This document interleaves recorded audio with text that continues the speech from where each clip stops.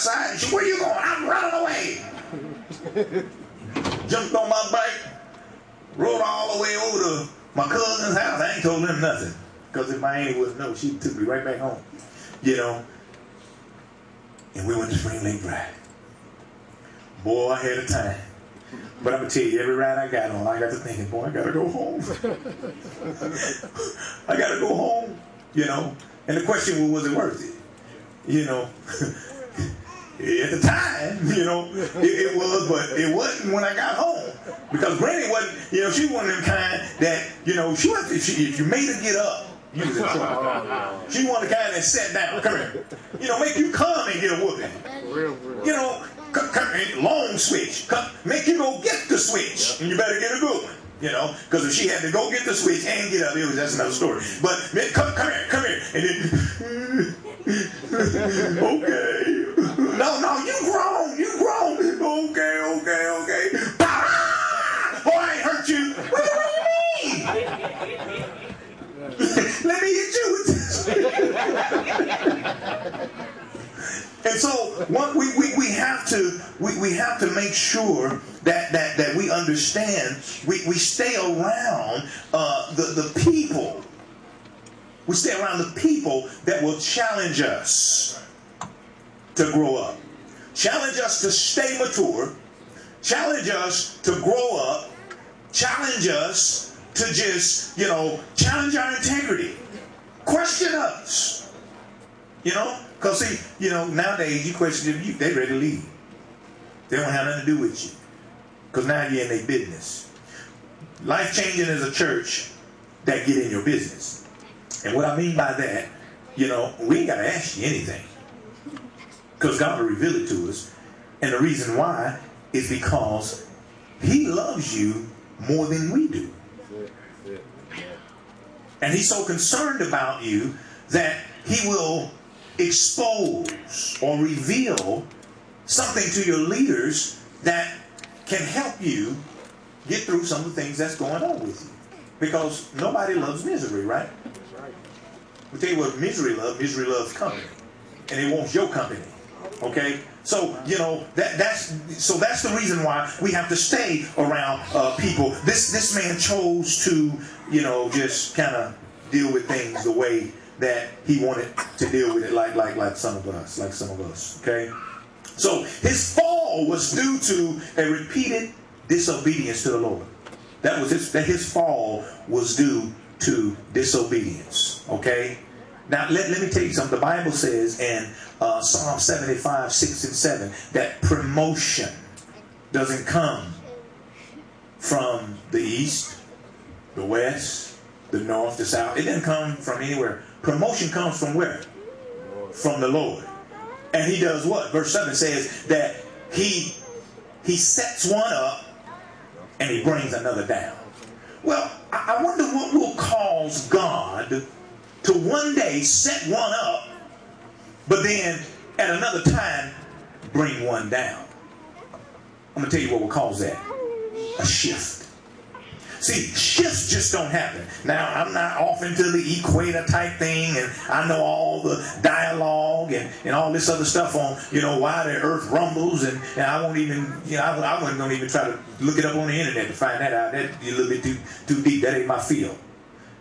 But I do understand that something's causing it. I do understand that when we get out of kilter, out of alignment with the things of God, that out of alignment is going to cause something. It's going to cause a shift.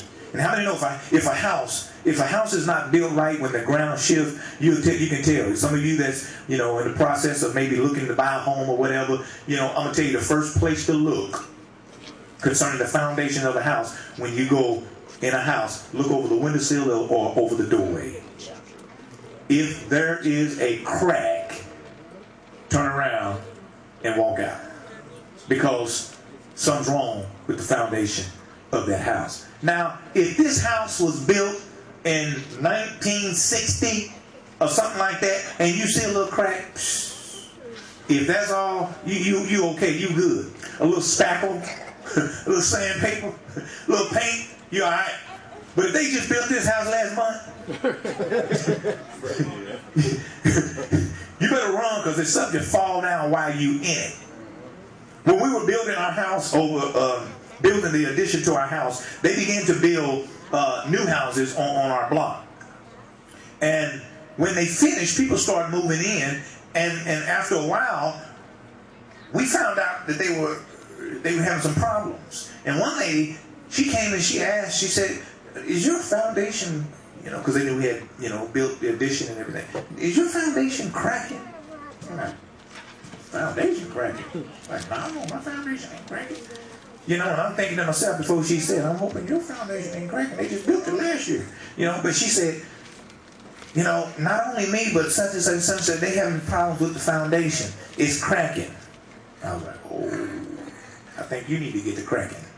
You better call Bedrock, or you better call somebody and jack the house up." But what it was, when they put the foundation down, and they used piers, man, they did it in a way, they used some, because I asked the guy, "What are y'all doing?" "Oh, we use piers, and we go down, and we do this, and that." I'm thinking to myself, maybe he knows something I don't know. I said, "Well, as long as I've been in this business, that don't sound right." Lo and behold, I see that it wasn't right. Now, had they done it correctly, it would have been okay. Because these big towers you see, they use piers. But you know how far down they go? Probably to China. That's why you don't see the building go up until about almost 8 months later. And it's because they're going down real deep. Okay? My point is that you have to know what it takes to remain in the position that you have just walked into. You got to know what it takes. And if you don't be a know-it-all that don't know nothing. Ask somebody. Because I'm pretty sure had he asked somebody, he wouldn't have suffered the things that he suffered. Is that okay? I'm going to teach y'all just a little bit something today. Okay, so how did Saul lose his position as leader? How did Saul lose his position as leader? I'm going to give you just a few points. He chose to do things his way. There's a way that seems right to a man. But in the end, total destruction. He chose to do things his way. Are you choosing to do things your way? How do you know that you're choosing to do things your way? You don't pray about it. You don't go and research, inquire, ask somebody that might know. He chose to do things his own way. Instead of repenting, he blamed the other people for his problem. I'm going to tell you what he did. He was supposed to go and conquer this territory that was being occupied by these group of people. And the prophet told him, the prophet speaks to the people on behalf of God. That's what a prophet does, okay? The prophet told him, thus said the Lord, this is what you need to do. When you go, kill everything standing. That's what he told him. He said, kill everything. Don't you leave not a blade of grass. You kill everything standing. You kill all the women, all the men, all the children, all the dogs, the cats, the horses, the cows. Kill everything. I'm going to tell you the reason why. Because I see some of y'all go, well, how would God tell him to kill everything?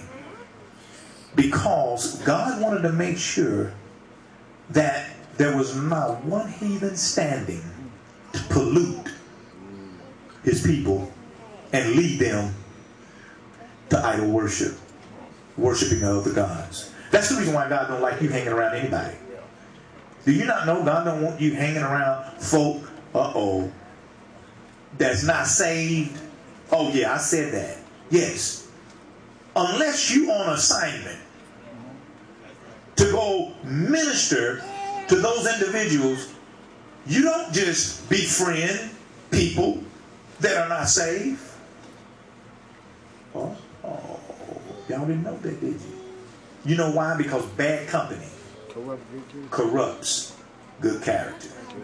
Some of you young women and some of you young men,